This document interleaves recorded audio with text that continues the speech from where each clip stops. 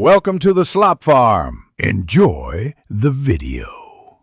In this video, I will explain how to buy call options on Charles Schwab.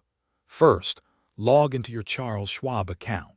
Make sure you have options trading approval enabled, as this is a prerequisite for placing options trades.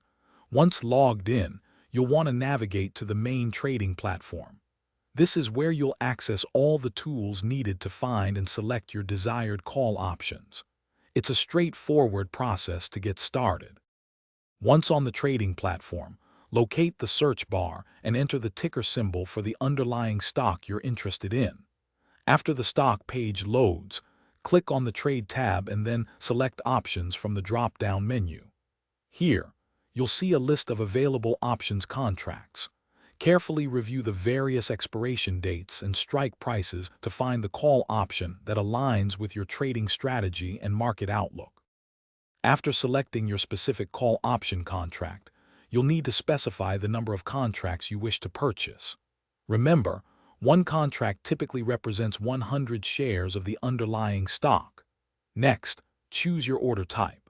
A limit order is often recommended, allowing you to set a maximum price you're willing to pay.